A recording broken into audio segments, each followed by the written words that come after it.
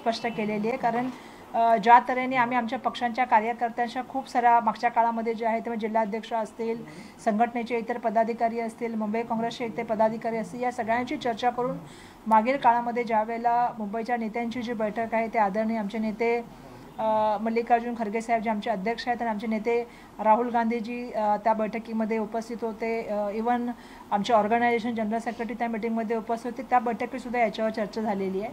आणि त्याच्यानंतर वारंवार ज्या काही बैठका झाल्या ज्याच्यामध्ये चर्चा झाली, ज्याच्यामध्ये आपल्याला माहिती आहे की मुंबईची जेव्हा नवीन कमिटी त्या ठिकाणी स्थापन झाली त्याच्यानंतर जी आमची एक्झिक्युटिव्ह कमिटीची मीटिंग झाली होती त्यावेळेला सुद्धा कार्यकर्त्यांनी ब्लॉक अध्यक्षांनी या संदर्भामध्ये आपलं मत सांगितलं होतं. सगळ्यात महत्त्वाची गोष्ट अशी आहे की मुंबई महानगरपालिकेचं इलेक्शन हे कार्यकर्त्यांचं इलेक्शन आहे आणि प्रत्येक कार्यकर्त्याचं मत असं आहे की येणाऱ्या काळामध्ये ही लढाई जी आहे ही लढण्यासाठी आम्ही सज्ज आहोत. या माध्यमातून संघटनसुद्धा मजबूत होईल आणि त्याचबरोबर आज आपण बघताय की पक्षामध्ये एवढ्या मोठ्या प्रमाणामध्ये ऊर्जा आणि उर्मी आहे की आज जवळपास 1400 जे आहे ते आमचे फॉर्म गेलेले आहेत आणि कालपासून फॉर्म जे आहे ते भरण्याला सुद्धा सुरुवात झालेली आणि आम्हाला अपेक्षा आहे की मागील काळामध्ये सुद्धा आपल्याला माहिती की काँग्रेस पक्षाने त्या ठिकाणी आमच्या ज्या समविचारी आघाड्या आहेत त्यांच्याबरोबर करून आम्ही इलेक्शन लढलं होतं आणि यावेळेसुद्धा आमची तयारी आहे की पूर्णपणे जे आहे ते 227 वॉर्डमध्ये जे आहे ते आम्ही एकत्रपणे सगळ्यांच्या मदतीने त्या ठिकाणी लढू शकतो. आता जो प्रश्न तुम्ही विचारला की त्या संदर्भामध्ये आमच्याशी कुठल्याही तऱ्हेची चर्चा झालेली नाही. पण शरद पवारांशी स्वतः बोलणं करायला गेलेला होता. उद्धव ठाकरे मात्र आग्रही आहेत की अजूनही आपण महाविकास आघाडी म्हणून एकजुटीने लढूया. तर ठाकरेंशी तुम्ही ते बोलणं करणार आहात? असं आहे की सगळ्यात महत्त्वाची भूमिका ही आहे की 2 महिन्यापासून हे प्रोसिजर सध्या सुरू आहे. 2 महिन्यापासून बैठका सुरू आहे, चर्चा सुरू आहे. 2 महिन्यापूर्वी त्यांच्याच पक्षाचे एक नेते सांगतात की बाबा आम्हाला महाविकास आघाडी नाही जायची आहे, कार्यकर्त्यांची इच्छा आहे की स्वबळावर लढायचं आहे. या 2 महिन्यात आम्हाला अपेक्षा होती की त्यांच्या माध्यमातून काहीतरी चर्चा आमच्याशी होईल, काहीतरी विषयावरती बोललं जाईल. मधल्या काळामध्ये तुमच्या चॅनलच्या माध्यमातून मी बघितलं की इतक्या सीटांचं डिस्ट्रीब्युशन झालेलं आहे, एवढ्या सीटा ज्या आहेत. मी काल परवा पण एक न्यूज बघितली की या सीटांवरती चर्चा चालू आहे, या सीटा त्या ठिकाणी जे आहे ते त्यांच्या बरोबर आलेली पार्टी मागत आहे.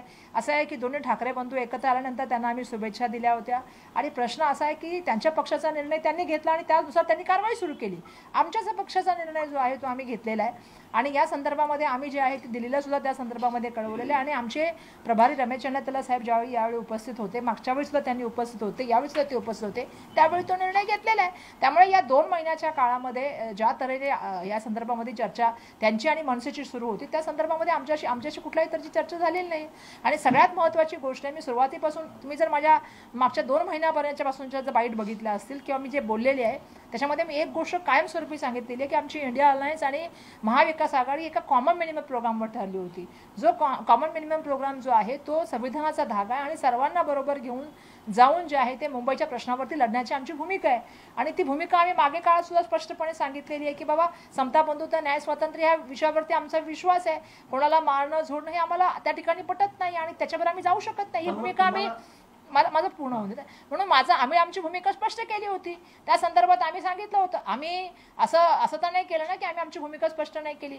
आमची त्यांच्या बाबतीतली भूमिका स्पष्ट होती. आजही आम्ही सांगतो की त्यांना वाटतं त्यांनी त्यांच्याबरोबर दुसरी आघाडीत सोडून आमच्याबरोबर यावं, आम्हाला काही प्रॉब्लेम नाही त्यांच्याबरोबर. पण असं आहे की शेवटी आम्हाला जे आहे जे कायदा हातात घेतात त्या ठिकाणी लोकांना मारण्याच्या गोष्टी बोलतात त्या गोष्टीला आमचा विरोध आहे. आम्ही देशाचे संविधान मांडणारी मंडळी आहोत, सर्वांना बरोबर घेऊन जाणारी मंडळी आहोत आणि जसं मी तुम्हाला सुरुवातीपासून सांगितलेलं आहे की सातत्याने जातीच्या नावावर, धर्माच्या नावावर, प्रांताच्या नावावर, भाषेच्या नावावर जे राजकारण मुंबईमध्ये चालू आहे हे न करता मुंबईच्या मूलभूत विषयावरती हे इलेक्शन लढलं गेलं पाहिजे ही आमची सुरुवातीपासूनची भूमिका आहे.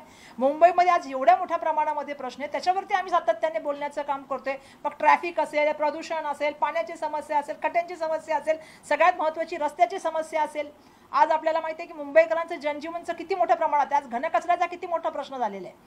म्हणजे आम्ही सातत्याने मुंबईच्या प्राईम स्पॉटच्या जागा चालल्या त्याच्याबद्दल बोलते, पीएपीच्या मोठ्या घोटाळ्याबद्दल बोलते, मोठे मोठे डेव्हलपमेंटचे प्रोजेक्ट आहेत. पीएपीचा खूप मोठा घोटाळा आणि मुंबई महानगरपालिकेमध्ये 3-3.5 वर्षापासून जे नाही आहे सरकार त्याच्यामुळे आज असा प्रश्न झालेला आहे की मोठ्या प्रमाणामध्ये मुंबई महानगरपालिकेचा पैसा कॉन्ट्रॅक्टरच्या खिशात चालला आहे, शून्य काम करता. त्याच्यावर आम्ही बोलण्याचं काम करतो. त्यामुळे आमचा इलेक्शन लढण्याचं जे आहे हे आमची भूमिका स्पष्ट आहे. आणि त्या संदर्भामध्ये जर काही जसं तुम्ही सांगताय मला मगाशी बसून की बाबा ते बोलतायत, तर दिल्लीशी ते बोलत असतील, त्यांनी बिलकुल त्या संदर्भामध्ये मला तर कल्पना आहे, बोलत असतील तर ते मला माहित नाही. काँग्रेसकडून प्रवक्त्यांनी यापूर्वी मनसेची साथ सोडली तर तुम्ही उद्धव ठाकरे ते मी जर प्रश्नावरती उत्तर देऊ शकत नाही, पण मी एवढं मात्र सांगू शकते आमची भूमिका आम्ही स्पष्ट केलेली आहे.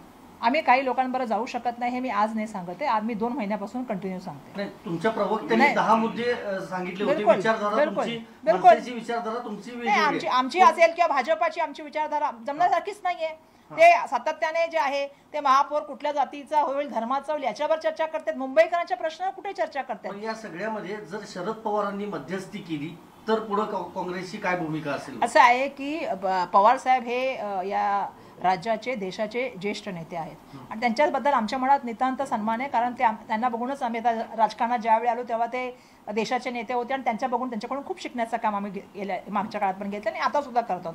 मी त्यांना परवाच म्हटलं की साहेब तुमची ऊर्जा आणि तुम्ही जे टाईमच्या बाबतीमध्ये तुमची असलेली पर्टिक्युलर हे खूप आमच्यासारख्या तरुण लोकांना शिकण्यासारखं आहे. त्यामुळे ते आमचे ज्येष्ठ नेते आहेत. असं आहे की हा निर्णय जो आहे हा कार्यकर्त्यांना विचारून नेत्यांशी चर्चा करून घेतलेला निर्णय.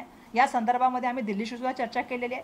त्यामुळे मला असं वाटतं की या संदर्भामध्ये काही निर्णय घ्यायचा असेल तर मला माहित आहे की त्यांची कोणाशी चर्चा चालू आहे, पण या संदर्भामध्ये आमची अगोदर चर्चा झालेली आमच्या नेत्यांची. तुम्हाला सोबत हवेत, राष्ट्रवादी सोबत हवे, ठाकरे बंधू नसले तरी आम्ही पवार साहेबांना आमचे समविचारी पक्ष असल्यामुळे तुम्ही जर बघितलं तर 40 वर्षापासून आमची जी आहे ते शरद पवार साहेबांची अलायन्स आहे.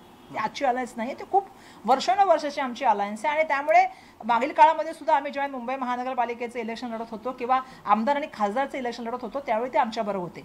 मी मगाशी पण आधी पण सांगितलेलं आहे की आरपीआयचे घटक सुद्धा आमच्याबरोबर यायला तयार आहे. त्यांना सुद्धा सातत्याने ते आमच्याबरोबर राहिलेले आहेत. या बिलकुल आम्हाला माहिती आहे की या देशाच्या आता आपण बघतोय की आमचे जननायक आदरणीय राहुल गांधीजी सातत्याने भाजपाशी त्या ठिकाणी लढण्याचं काम करतायत.